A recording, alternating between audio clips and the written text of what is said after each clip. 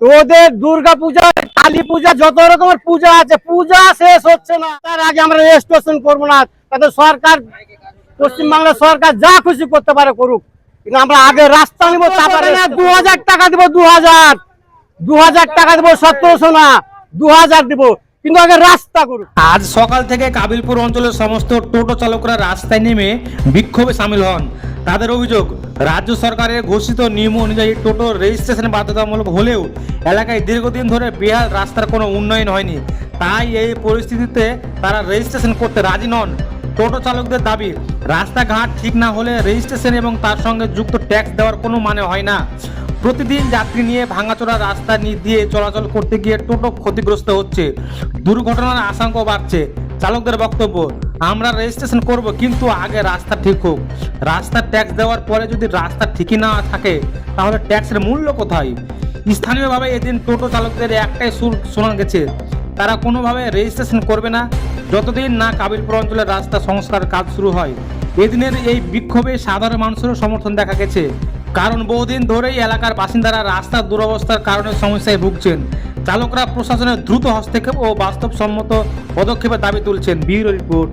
আজকে বিক্ষোভ হচ্ছে রাস্তার জন্য এই কাবিলপুর অঞ্চলে। আমাদের কাবিলপুরে হচ্ছে প্রথমত রাস্তার জন্য, দ্বিতীয় হচ্ছে আমাদের রেজিস্ট্রেশন। আগে আমাদের দাবি হচ্ছে রাস্তা হবে, তারপরে হবে রেজিস্ট্রেশন। এই রাস্তা অনেক দিন থেকে মানুষ আন্দোলন করছে বা চালিয়ে যাচ্ছে এখনো। ওদের দুর্গা পূজা, কালী পূজা, যত রকমের পূজা আছে, পূজা শেষ হচ্ছে না। পূজা শেষ হচ্ছে না, রাস্তা হচ্ছে না। এক পূজা হয়েছে, আবার পূজা চলে আসছে। তো প্রথমত আমাদের রাস্তার দরকার, রাস্তা হতে হবে, রাস্তার পরে রেজিস্ট্রেশন হবে।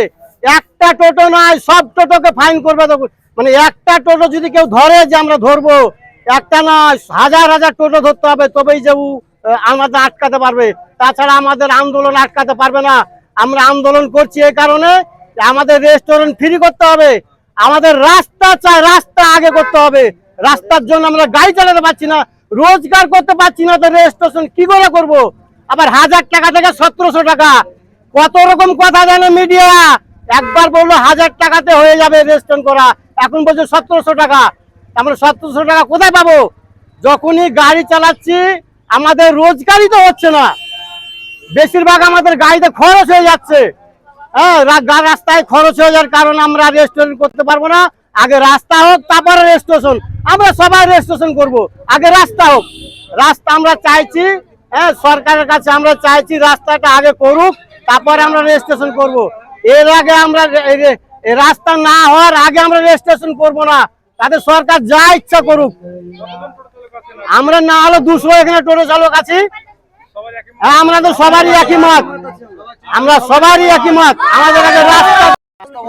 আজকে আমাদের রেজিস্ট্রেশন করছে টোটোর 1700 টাকা করে লাগবে বছরে, তাই বলছে। তো আমরা 1700 টাকাটা কোথাও দিব? আমাদের রাস্তা উন্নত থাকবে, তাহলে তো আমরা 1700 টাকাটা আমরা ইনকাম করবো। ইনকাম করার পরে তাহলে তো দিব টাকাটা। রাস্তা হওয়ার পরে রেজিস্ট্রেশন হবে। 1700 কেন, 17,000 চাইলে দিতে পারবো। রাস্তাতে উন্নত থাকবে, রাস্তা যানবাহন ভালো থাকবে, চলাচল করবো, ইনকাম করবো, তারপরে তো জিনিসটা দিব। আমাদের রাস্তাতে তো অক্ষম, রাস্তাতে তো আমাদের আন্দোলন হচ্ছে যত রেজিস্ট্রেশন ফ্রি করতে হবে, আমাদের। আর আমাদের ভাঙাচুরা রাস্তায় চলতে পারা যাচ্ছে না, গাড়ি উল্টাচ্ছে, মানুষজন ক্ষতি হচ্ছে, আমাদের ক্ষতির পূরণ দিতে পারছি না।